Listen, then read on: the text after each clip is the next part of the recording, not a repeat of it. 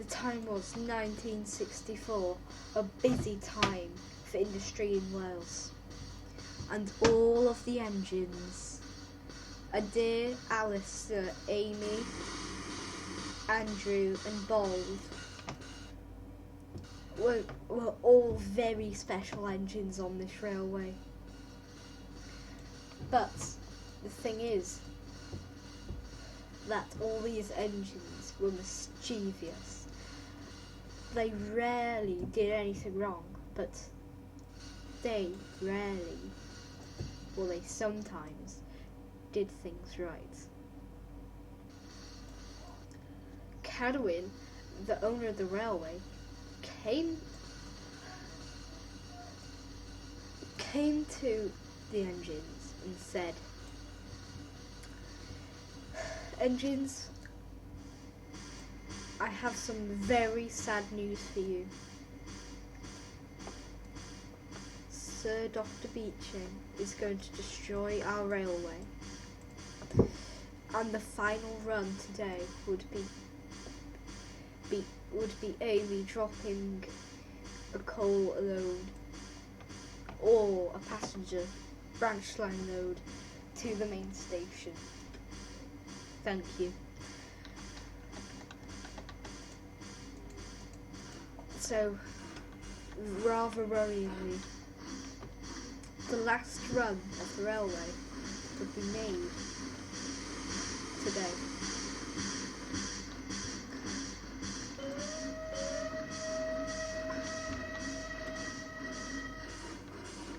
And hopefully that no engine will get scrapped.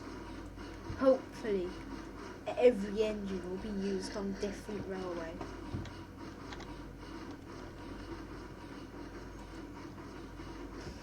But that's not the case. Because of rail travel becoming more expensive and more each year, Dr. Beeching has decided that enough is enough. We need to stop rail travel. And because of road travel getting more and more popular every year, again, that's another reason that Dr. Beeching has done this. So a goods load would be taken to the station and loaded at the station.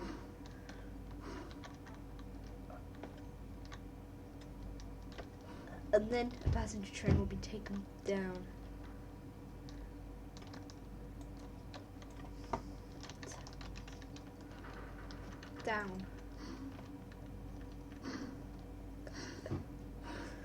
It would give a change of scenery to the engines.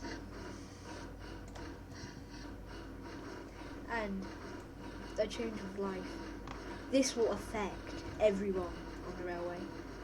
Amy's driver kept on saying, "Hopefully we will be relocated and not scrapped." But that's probably not the case, because some of the engines were going to get scrapped. But Cant-llyn hasn't told them yet.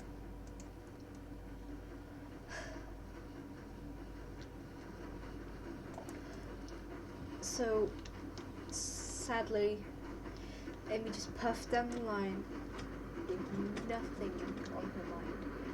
She was just worried about the railway.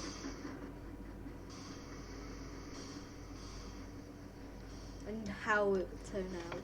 How well the tracks be taken up. But this wasn't the time for talking. This was the time for worrying. All the birds in the trees were singing sad songs because the birds belonged to this railway. The birds need this railway for the bird watchers to come.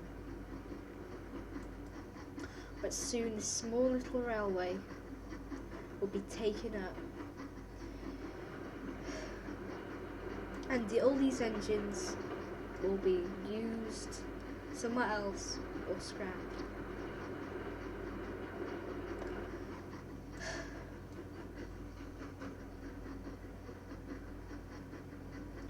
as Amy was puffing around the corner, she had an idea. She suddenly stopped just before the signal. She put her handbrake on hard, and her driver said, "Amy, what's the bother? Why have we stopped?" And Amy had a brilliant idea. "Why don't we shut down the railway, and then Dr. Beeching won't know that this company exists, and then he won't find us, so the railway won't be taken up." So Amy sped backwards down the line as fast as she could. A small start, but very triumphantly.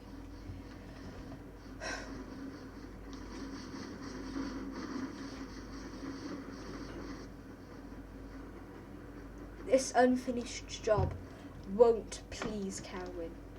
This unfinished job will be a disappointment for the railway, because so far Cant-llyn doesn't know what will happen, what he will do to keep the railway running.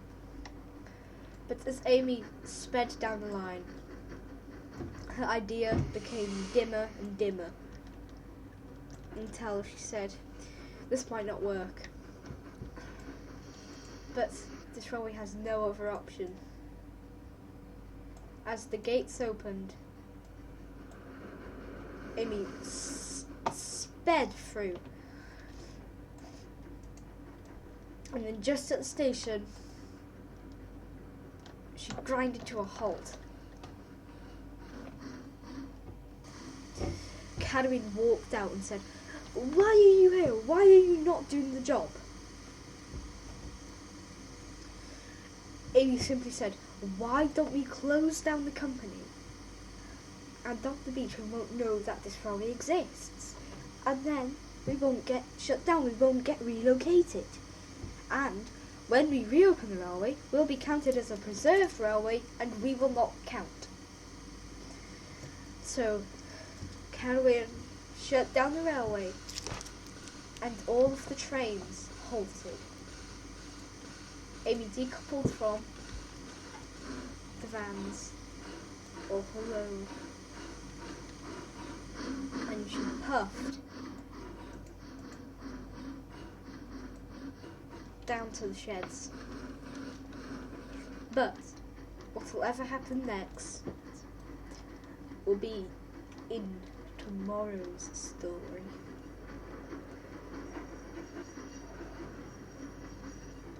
So as she sped into the siding, she thought, "I'm not allowed to be speeding."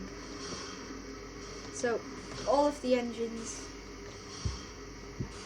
were shut down, all their fires were dropped, and nothing was said that night. Anyway, for now, it's good night.